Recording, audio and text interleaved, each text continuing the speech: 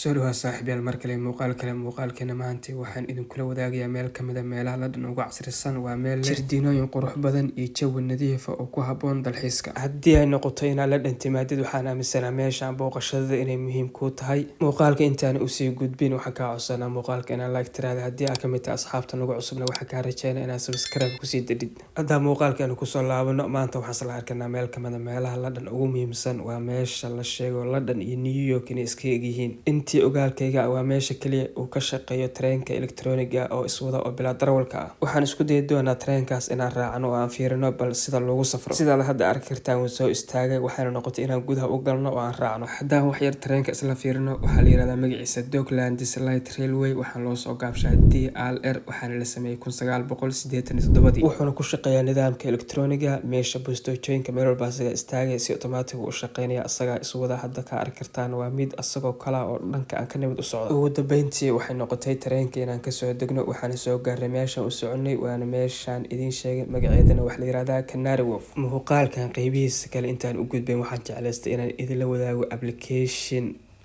kuwa lacagta lagu diro. runtii aad iyo aad baan uga helay, idinkuna waxaan hubaa 100% inaad ka heli doontaan waxyaabaha cajiibka aan kaga helay. waxaa kamid ah waa khidmad aan isbedelin. haddii aad ka mid tahay dadka lacagaha badan dira ama aad jeceshahay lacag badan dirsidoo kale, waxaan aaminsanahay inuu aad iyo aad waxtar kugu leeyahay.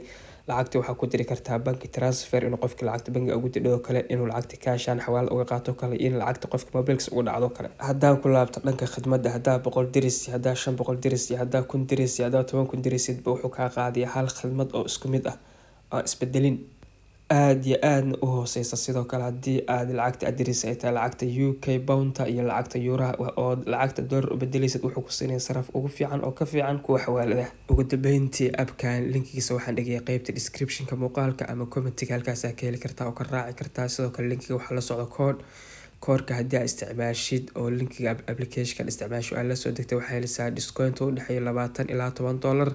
hadba waxay ku xirantahay wadanka aad joogtid. haddii aan kusoo laabano muuqaalkana, meeshan marka aad joogtid indhahaaga waxay qabanayaan ismail dhaadheer iyo skylines casri ah.